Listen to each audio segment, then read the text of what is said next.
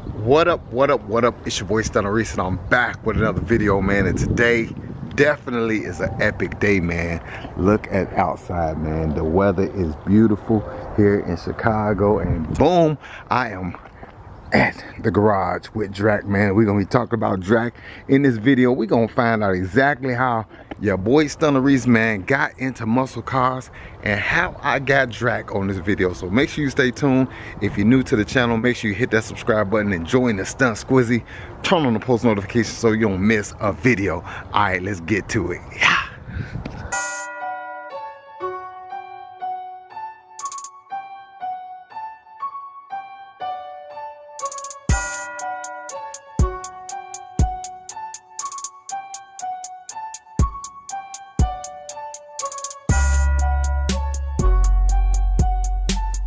Live life to the fullest on muscle cars and more. Let's get it, let's go. All right, Stunt Squizzy, man. Guys, we got the YELLCAT right here pulled out, man. The reason it's pulled out is because I just got a word from my boy Cooley Be Coolin' that they are out in Mexico doing some pulls, and I'm definitely gonna head out there and meet up with him in a little while as soon as I'm finished shooting this video, man. But first things first, man, we gotta definitely let y'all know that little red car over there with the gold rims, yeah, you see it, man. That is the Putt Putt Prius giveaway car. We're gonna be giving that car away at 100,000 subscribers, so make sure you subscribe to the channel. Also, I'm going to be giving away something every 1,000 subscribers, guys. So I just hit 36K. I gave some away, giving some away at 37, 38, 39, all the way up to 100K. All right, so, but guys, here it is, man. My beloved Drac. That's right, my 1967 Impala, man. And I've been wanting to actually do this video for a while. This video is gonna basically tell you guys, first thing, how I even got into wanting a muscle car, because at first I didn't even think about a muscle car. I didn't have no interest in getting a muscle car. Just wasn't anything that I've even thought of, you know what I'm saying? And the second thing we're gonna talk about in this video is how I got Drac. That's right. So first things first, man, this is my 1967 Impala SS. I call it Drac because it is black with the red bloody guts, and that's the Drac logo right there, man. Make sure you subscribe to the channel if you haven't. All right. Well, yeah, it's got an LS swap in it that is hurt, and this motor has got to come out. We got to definitely do something different. And sitting on 22s in the front, 24s on the back, and whew, man, just a beautiful car, man. Now, before I got into muscle cars, man, I really had no idea anything about muscle cars. My dad had a 1969 CHEVY when I was a real small little baby, but I don't remember that car. But I mean, I remember him, you know, telling me about the car and stuff like that. But he was a muscle car guy. Now, I do remember my dad having a bunch of Corvettes. He's always been a Corvette man, and we're gonna get into a whole nother video about that one time. But he always had nice cars, clean cars, custom cars, and things like that. So kind of that's where I get my drive for cars, is from my dad. No cap, you know what I'm saying? When it's in your blood, it's in your blood, man. And that's how most of us car enthusiasts get it, man. It's from our, you know, fathers and mothers who like cars, man. But guys, let me tell you guys how I even got into this car.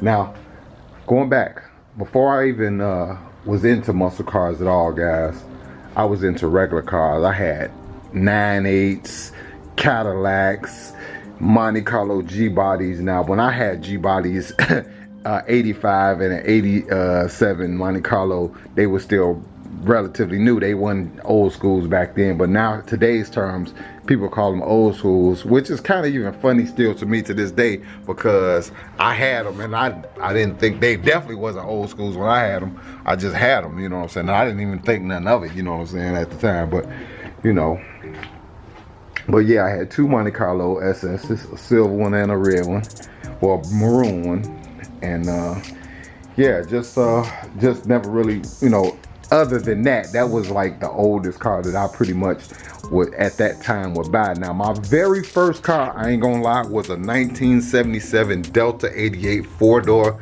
It was brown when I bought it. I painted it black, put a whole bunch of gold trim on it, put some rims on it. I bought that car at 16 years old, so that was my very first car. So that was kind of an old school, but like I said, you know what I'm saying, I just didn't consider it old school back then. But this is a 1967. This car is older than me. I wasn't even thought of when this car was made. So to me, this is an old school. But guys, how I came across getting into old schools was I was actually watching a TV show called Rad Rides by Troy Trepanier, I think is his name. He's a car builder from Illinois. He's literally, I think, about somewhere towards like the Kankakee, Bourbonnais area. Rad Rides by Troy. You guys can definitely Google him and look up his work. But he had a TV show, and on one of his TV shows, I just was watching it, and it's the first time I ever wanted an old school car. It was a guy, a comedian named Joe Rogan, and he commissioned Troy Trepanier to build this CUDA. Yes, a CUDA. And he had the help of assistant of designing it by Chip Foose. Now, when the car came to him, it was just a regular CUDA, you know what I'm saying, nothing special, and it just looked like a regular CUDA. I'm like, oh, okay, that's, you know, it's all right, you know what I'm saying. And at that point in the show, I really wasn't really, you know, like digging it, like, oh, I gotta have an old school. But Troy Trepanier built the car. He was going through all the details of how he builds the cars, how he beads the aluminum, and he had the car down to just a bare metal. He showed exactly how he, before he even mounts a rim, a brake, a rear end, a front axles, anything, he actually sets the car up on stands and mounts the cars on the stands where he wants the ride height to be. Just the body, pretty much. I'm not talking about the floor plans. I'm not talking about the motor mounts, any of the suspension, anything. I'm not talking about the gas tank, anything. I'm just talking about the body shield was mounted to the actual frame that he was building the car off on. And then from there, he took a bare tire, not a rim, just a tire, and actually set it up in the wheel well just so that he could see, you know what I'm saying, where it was gonna set. He did that for the front and the back, and well, the back and the front, y'all know what I'm trying to say. But once he did that, you could picture, and there was no wheels in it, I'm saying literally just the tires, no rims, it was just the rubber. And he had the rubber sitting in there, and it was like a 22 in the front and a 20 in the it was like a 22 or 23 or something in the front, maybe a 20 in the back, or maybe a 20 and like an 18 in the front. So it had a staggered look. That when I looked at it just like that, guys, it was no rims or nothing on it. The body wasn't painted. It was nothing even in the car. It was just a bare shell. And I saw the vision of what he was creating at that point. So once they showed that part of the actual show, I continued to watch on, and I just started to see more and more of his craftsmanship, how he was building that car. And man, he went through every single detail with a fine tooth. And when he painted it, it just was amazing. Now Chip Foose actually wanted to paint it a two-tone, but Joe Rogan came and seen the car in bare metal and said, man, no, I just love the look of this bare metal. So he had him to actually paint the car just a pure silver, so it almost looked like it was still the bare metal. And guys, when that car was done and the motor he put in there and the way it was sounding, it was just absolutely unreal. and I could not believe it. He had put a cowl induction hood on it, you know what I'm saying, from that era, and it looked so sexy. He had also did a custom feature to the trunk to make it look like a fin was built in, which was super sexy. And man, when I seen that car, I was just, oh my God, just absolutely unreal the way it came out. Unbelievable. And the thing that made me want a old school was at that point. But the thing that really locked it in for me, man, is when he said this statement here. He said he was driving his old school down the street, and he pulled up next to a brand new Porsche 911, and nobody was even paying attention to the guy's brand new Porsche. He was in his old school rumbling, making noise, clacking, and blah blah blah blah blah blah. And man, people just forgot about that exotic supercar. Basically, they just forgot about the exotic supercar because it was sitting next to something that was so custom and so unique and just so mean and gruesome that just, man, made his, you know what I'm saying, brand new Porsche 911 look like trash. And I'm not saying literally, but I mean, just no one cared about it. It was the old school. All eyes was on the old school. So man, at that point, I was like, yes, that's what I want to do. That's what I want to, that's the statement I want to make when I roll down the street, man. Anybody can have a brand new car, you know what I'm saying, and just put wheels on it. But this guy made something unique. And man, I will forever remember that episode and that actual show. And then I started, you know what I'm saying, watching CHEVY and his, you know, overhauling series, and just, whew, just getting inspired, inspiration. So that's when I started looking for old school cars. So at first I started looking at, you know, the typical cars that people who did old schools was doing. Chevys, of course, and Dunks, of course, you know what I'm saying. Then I was like, nah, I don't want to do what everybody else is doing. That was the one thing I said, no, I gotta do something nobody else is doing. And then I didn't want to do the exact car that he did on the TV show, so I said, no, I gotta do my own. I gotta do something that nobody's doing, because he did it on his TV show. CHEVY did a couple on his TV show. So it was like, man, those cars is cool, but they not like super unique. So I'm looking on the internet, looking through magazines and different things, and guys, I'm looking up the word muscle car, and what pops up? A 1967 Chevy Impala. This guy did one. It was on 20s in the back and 18s in the front. It was lowered to the ground just like I love my cars, and it was beautiful. Now, it was just the body lines that draw me to that car immediately. You know what I'm saying? These sexy hips, this sexy line right here on this car is just amazing, y'all. So when I saw this car, I was like, man, I gotta find one of these cars, man. A 67 Impala.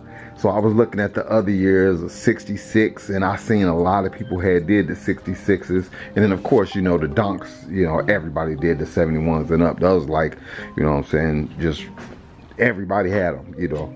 So when I seen this roof line and then the way that this whole window area opens up, I was like, oh my goodness, that's beautiful, beautiful, beautiful, beautiful. So at that point, like I said, my search was on to find a 67 Impala. And guys, the price of these cars was so expensive at the time when I was looking. Like, nice ones, they had rusted out ones, needed trunk pans, floor pans, motors blown and rust all over. The quarters was gone and shot and everything. But I didn't want a car like that. I did not want to start with a car like that, because first and foremost, I didn't know about any body shops, or didn't have any rapport with any body shops to get any type of work to that magnitude done at that time, you know what I'm saying? And I knew even if I did, it was gonna cost a lot of money.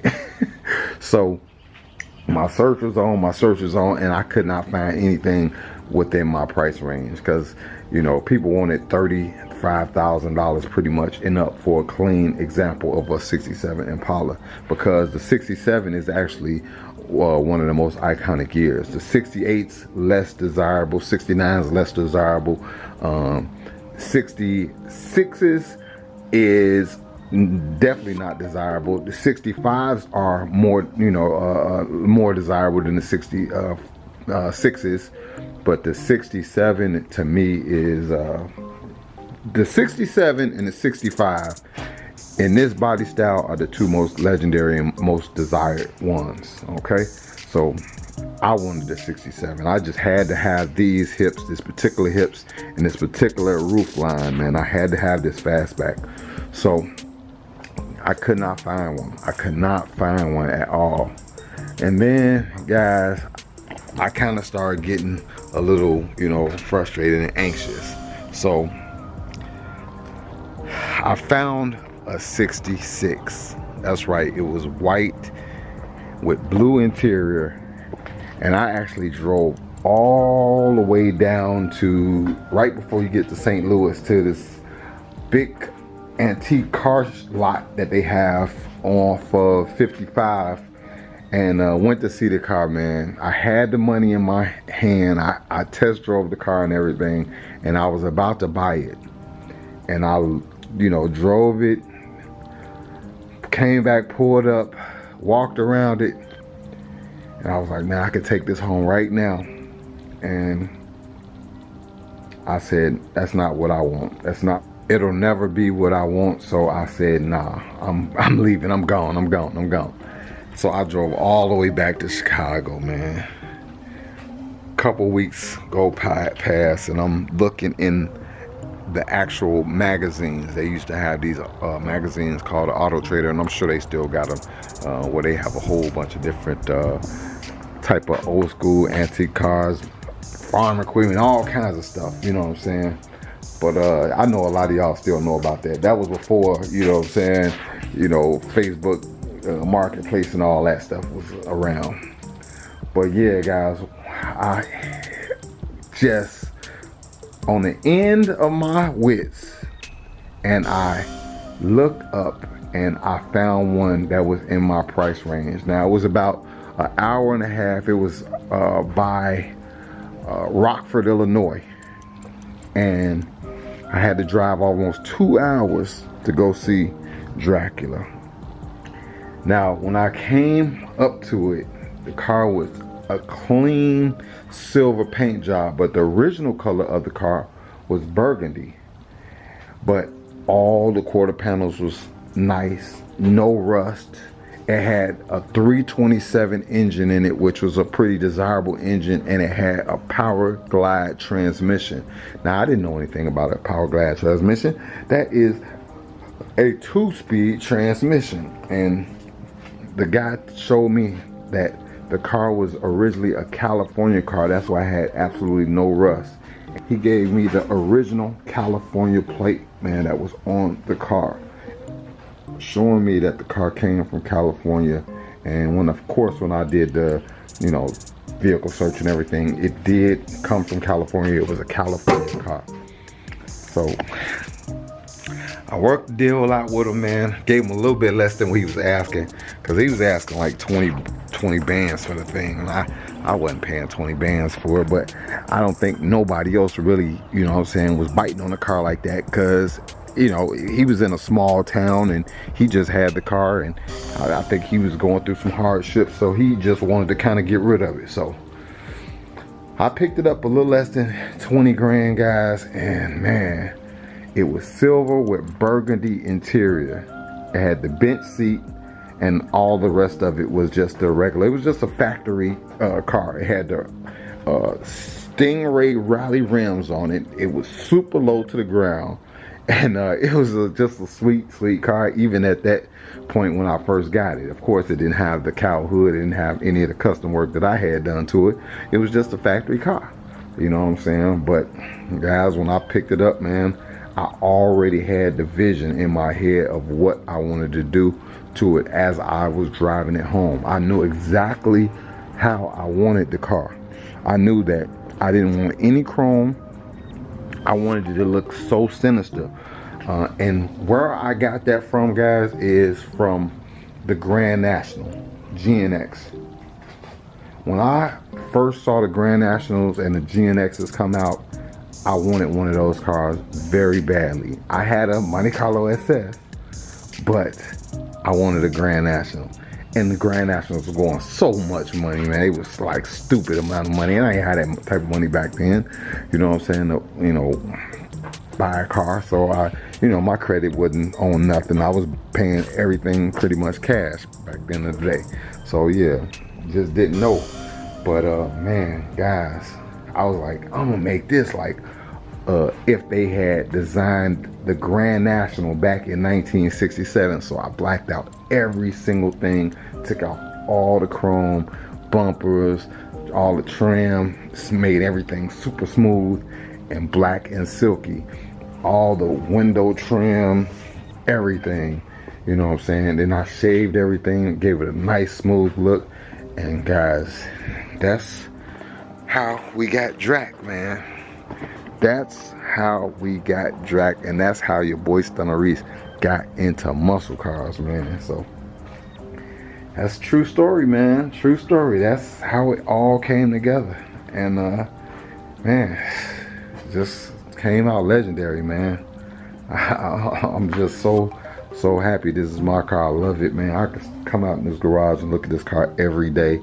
I wish I could just drive it every day, but it's gonna be coming soon, y'all. So y'all just make sure y'all stay tuned, man. But drop in the comment section to let me know, man. Y'all, you know, anybody got any stories similar to that, you know what I'm saying, on how they got into muscle cars or how you got into cars, period, man.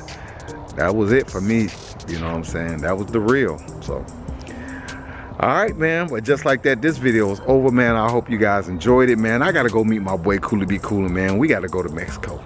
All right, Hellcat, Yellcat, I'm coming. All right, man. Hit the subscribe, share the video. Let's go. Yeah.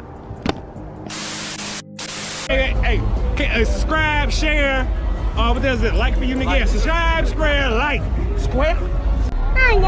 Shit. Alright, subscribe, square. Yeah, subscribe, share, and like. So it ain't square. It's square. And share. Alright, subscribe to my man.